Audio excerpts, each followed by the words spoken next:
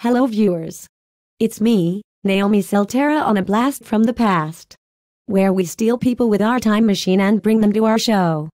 Today we have our special guest, Paul Hone. Thank you for having me. So Paul, you're from New France, right?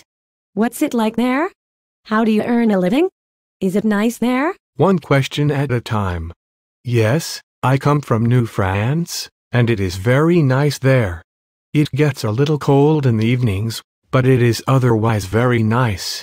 I originally come from France, but I signed up to go and work in France's colony. I am a French colonist, sometimes called a habitant. Wow. Anyways, what kind of jobs do you have there? Because if you want to get people to sign up, the families will be looking for jobs. Well, there is the fur trade. Beaver pelts are very popular to make hats. So we need people to go and trade with the Indians. They have the furs, and we give them some things for the pelts.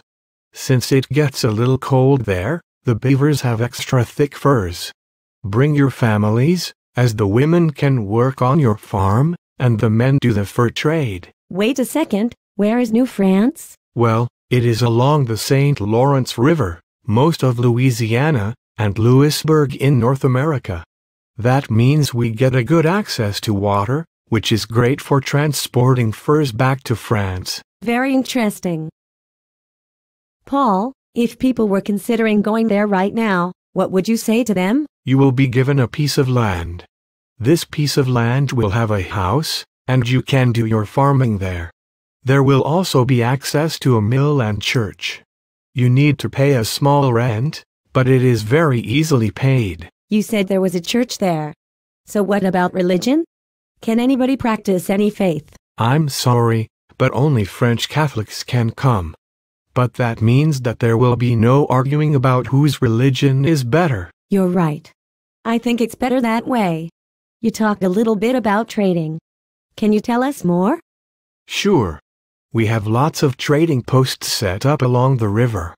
The First Nations come and bring furs. We then look at the furs and decide what we want to offer them. We might haggle for a while, but we usually get at least a few furs in the end. We don't have to do a lot, we mainly wait for the First Nations. Unless you are a coureur des bois, then you have to go into the woods and talk to the Indians. Also, we are only allowed to trade with France. That's nice though, because we know exactly who will get the furs. You talked about the fur trade a lot. But is there any other jobs? Well,